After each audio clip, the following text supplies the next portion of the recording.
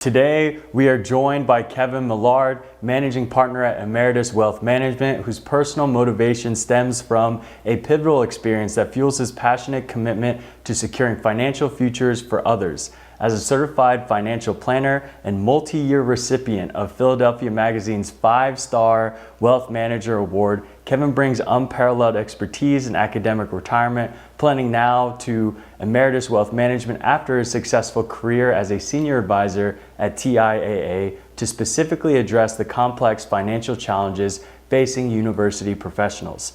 Kevin's approach combines meticulous technical knowledge with responsive personal attention, making him uniquely qualified to navigate everything from cross-institutional benefit coordination to tax-efficient retirement distribution strategies that academic professionals cannot find with standard wealth managers. Hello, Kevin. Welcome to Beyond the Portfolio podcast. How are you doing today?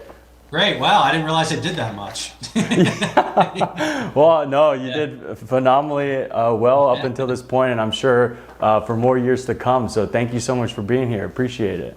Yeah, absolutely. Thank you for having me. Let's jump right into it. Could you start off by telling us a little bit about your path to becoming a financial advisor? Sure. I don't know how far back you want to go, but my family, I grew up very middle class. My family originates from central Pennsylvania. They were, a long lineage of coal miners, immigrant coal miners. So growing up, I didn't really have a lot of wealth. Growing up, my parents were, paycheck to paycheck, just living a very, middle class lifestyle.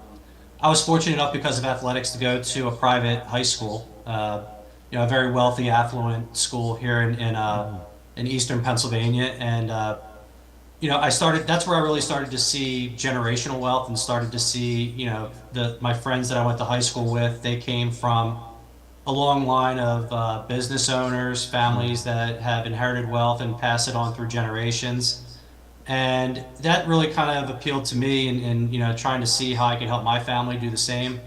And then, obviously when I start to have a family, how I can learn to pass on generation from one person to another. And that's kind of where it started. And then just really started to get involved in learning more about the stock market, learning about finance, and went to college, studied finance and economics, and just really started building it from there.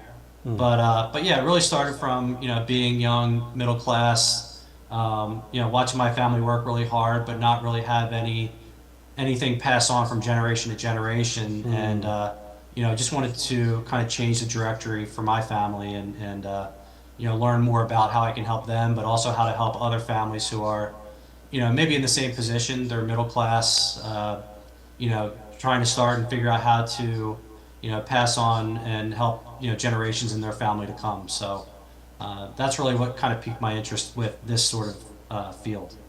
No, thank you for sharing. And I feel like that point about creating generational wealth and being able to facilitate that not only for yourself, your family, but others as well is just a huge way to really make an impact. So thank you for sharing that. And I've heard, as I've talked to with more advisors, there's always usually at least one pivotal kind of experience that kind of happens that really dictates and inspires that advisor to really pursue this career path. So looking back into your past, would you be able to pinpoint any specific experience or something you witnessed that really jump-started that inspiration, that sort of interest for you, kind of what you alluded to just now? Yeah. I think for me it was my grandmother. Speaking of generational wealth, she was by herself. My grandfather passed away when I was 6 years old, and there wasn't much wealth or anything passed on to kind of help her extend or live in her retirement. And then she became very sick, and I've watched my family kind of scramble to figure out how to financially help her with hospital care, medicine, daily living. So that's kind of the situation that I wanted to help prevent for future generations in my family. So that was kind of like the pivotal point where I realized, okay, this is no way for somebody to live out the rest of their life. This is no way for their loved ones to scramble to try and figure out how they're going to help a loved one live out the rest of their life and struggle. And that was a big moment for me in learning how, okay, this is something where I want to help my family in the future and other families that have gone through similar situations. Yeah, thank you. I mean, I'm sure that story in particular really resonates because, watching the struggle in real time is extremely difficult. And now being able to create the strategies and the planning to kind of prevent that and hopefully rather than struggle, flourish in these sorts of scenarios must be really big. The follow-up question I have to that is, how has that experience and your continued experiences really shaped your philosophy in terms of how you go about wealth planning, how you go about financial advising, and what you do now with Emeritus? Yeah, I think it's there's a lot of reward to what we do, and there's a lot of celebration that goes on with helping clients retire, helping their grandkids go to college. There's a lot of happy moments that I'm able to contribute and help other families with. But for me, kind of going back to that same question, there's a lot of dark that you have to help families through as well. And, you know, dealing with a lost loved one and helping the family kind of sort through their finances and really kind of take on a lot of the responsibilities that, when they're grieving over a lost loved one that they don't really want to have to deal with. That's really where, I find the most impact in what we do is helping people through the dark times. But like I said, there's also a lot of reward to it, and there's a lot of great moments. But for me, it's really where I find the most impact and benefit to what I do is helping those clients in their time of need when they don't really know where to turn and really just need that support and help. And that's where I like to shine. Yeah, no, I really love that, and I'm sure your clients really appreciate that aspect as well. I guess when it comes to the type of clients that you work with in order to help in these scenarios, you kind of pointed out a few different examples, but when it comes to your clientele and the people that you've really helped, where do you specialize in? Where do you usually come in? What scenarios? What do you normally kind of focus on as your expertise when it comes to your clients? Yeah. So I guess in my background, I would say most of my clients will seek out my help at a life-changing event. Most of my clients will reach out around retirement. That's the biggest life-changing event that most of our clients will reach out to. But there are other ones, if a loved one has passed away and has left inheritance and they need help with that, I'll get questions there. Or if they have a grandchild who was just born and they want to start saving for college, that's another. But I would say most of our clients reach out to us around retirement because my area of expertise of where I used to work before really centered around income planning. So that's really where our specialty evolved in financial planning is around income generation and helping clients figure out, okay, now that I'm retired, I'm not making an income anymore. How do I use this money that I saved to live on for the rest of my life? So I would say that's where predominantly most of our clients will start to outreach. But like I said, we have younger clients who are just looking to buy a house or start a family or save for college, and they have questions there. We have older clients who are just concerned about passing on their wealth to their loved ones and what the tax implications are going to be. So it really spans a wide net, but I would say most of our clients really start to focus and zero in on their finances around that retirement conversation. Fantastic. And when it comes to that retirement, as you've talked to more and more clients that are, approaching that transition in life, could you pinpoint a few common areas where people overlook or don't fully understand the potential that they have once they reach retirement? Yeah. I think it all starts with a financial plan and sitting down, kind of going over a big picture, how much you've saved, how much you spend, what debts you have, and just really starting with that, and then really kind of figuring out what clients want to do in retirement and what their goals are. And what I find a lot from most of the clients when we do a financial plan is they don't really realize how well off they actually are. Oh, I mean, that's great. That's good news. And I'm not saying that's every scenario. I mean, sometimes we have to kind of have a real, sit down conversation about saving more or spending less. But I would say most clients, they don't really realize how far their dollar will go in retirement. So when we sit down and kind of go over, here's what you've saved, here's what you plan on spending, and here's sort of the end result of that, it's really a peace of mind that they know that, they've kind of made it to the point where they can retire and they can achieve the goals that they've set out for. But like I said, it all starts with a financial plan, and through that process, clients really start to really see the picture start to unfold of what they've been able to do their entire career to save to get to this point. And that's very rewarding on our end too, because we want clients to realize that working at some point is because they want to and not because they have to. And if we can show them that if they're tired of working or if they have other passions that they want to pursue, you've been able to save to the point where you can go and pursue those. And Yeah. yeah. No, that's great, and I'm sure, at least from my experience, whenever I'm working with a professor or going back to school, the ones that really do stick out are the ones that are there because they want to be there, not necessarily because they have to be there. So that is really cool that you kind of help facilitate that. And I guess one follow-up question there is, could you pinpoint a specific experience or way that you were able to help someone in academia in regard to kind of like the planning and the goals that you mentioned that they may have as they approach this retirement transition? I feel like that happens quite a bit. So I don't know if I have like a specific example, but I do know that, especially you mentioned academics. Academics, they're very passionate about their line of work, and it's something that a lot of academics, they don't really view themselves as ever retiring because they're so passionate about what they do. So, but that being said, they still save money. They still save money for retirement. But even if they still intend to work, there are other things that I have been able to help a lot of clients with that has really kind of given them purpose, giving to their family, charitable donations. So academics are very philanthropic, so they like to give back to their communities, to their universities, to their field of work, to work on projects or research. So even though a lot of our clients are academics and they don't plan on actually retiring and want to continue to work, we do find ways for them to contribute and give back to the community and to the universities, and that's very rewarding. And you can tell it makes a very positive impact on our clients as well, knowing that they are giving back to the community that gave them so much. Yeah, no, that's fantastic. And I love to hear that it's not only about, planning for the future and the wealth, but also a huge component, sounds like it is, about giving back and being able to have the resources in order to do so. So that's fantastic that you're able to kind of plan that and work with your clients in order to achieve the goals that they're looking at. As it relates to kind of this new landscape, obviously COVID happened, things are shifting digital.